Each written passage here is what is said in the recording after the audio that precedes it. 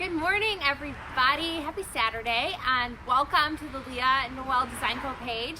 I'm Leah, and I'm a decorative furniture painter, and I am popping in with some quick live tutorials for you guys this month, the month of October, to give you guys some tips and tricks on how to restore your furniture, whether you're a hobbyist or whether you're doing this for a living like me. These are some great tips. So I figured this out the other day. I'm gonna put my sunglasses on. I was trying to keep them off, but we're gonna put them on. So just say hi as you guys come on. Tell me where you guys are from, what you're doing today. Hey Dion, good to see you on here. I'm going to a wedding, so I wanted to come in with a quick tip because I got a good one for you. So, do you ever get like some furniture, some older furniture, and the drawers smell like mothballs? Like they don't smell like bad. They don't smell like nicotine. They don't smell dirty. They just smell a little mothy, like mothballs. So I'm like, how do I get that out? So this is what I figured out. This is what I'm going to demonstrate right now. So the first thing I do is I mix up a bottle of White Lightning cleaner. This is the cleaner I use most of the time. Okay, it's from Dixie Belle, of course, and I mix about a tablespoon, sometimes a little more, with hot water in this water bottle, and I shake it up. I feel like I go through one of these like every week or two. So it's a really cheap way to actually like get some mileage out of your furniture cleaner. What I do is I take my drawer and I spray it down and clean it, right? So I'm just gonna do a quick demo, show you guys. I wipe it out, spray it down,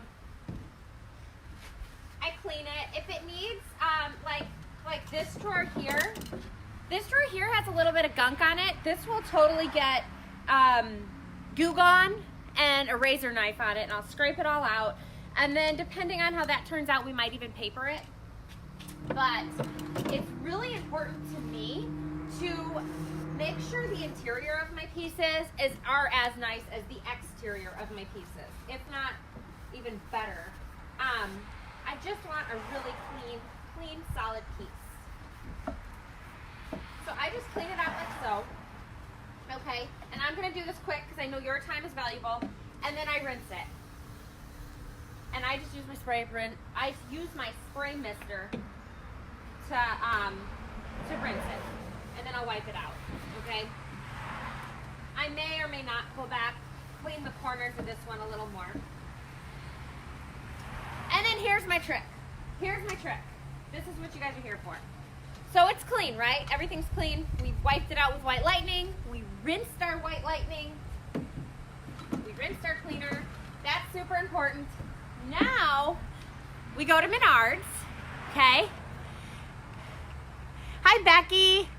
We go to Menards, Home Depot, your hardware store of choice. Anyone know what this is? So I'm shaking it. Anyone know what it is? Anyone recognize the bottle? Shellac. Okay, shellac. I use a lot of shellac. Shellac is great. If you don't feel like priming, but you feel like your piece might have a little bleed through, you can spray it with shellac. I still prefer a primer. I'm going to say that till I'm blue in the face. I love primer. It's my preference. It's not necessary with chalk paint, but it is my preference.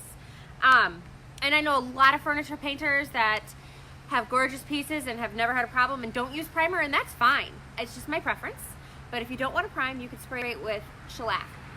What I've been doing is I already cleaned this drawer. I was prepared today. I already cleaned this drawer, okay, with the White Lightning, and I rinsed it and all the things. And what I'm going to do is when I'm not live, I do wear a mask, you guys. I'm not trying to like kill my lungs over here, and I suggest that you wear a mask. But I just spray the inside of it like this.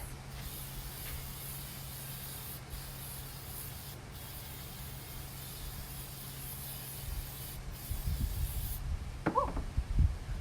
And I let it set. I let it dry for like 30 minutes. If it needs it, I'll spray it again. Now here's the kicker. Once it's dry, I apply Big Mama's butter. Now, when Big Mama's butter came out, it was great because let me explain what this is. This is a furniture slab.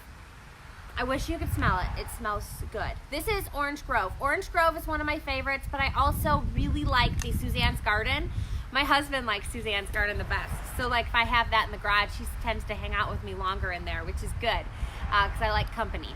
But the Orange Grove is the one I have. It's one of my, it has been my favorites, and I'm really starting to like Suzanne's garden even more. But they just smell good.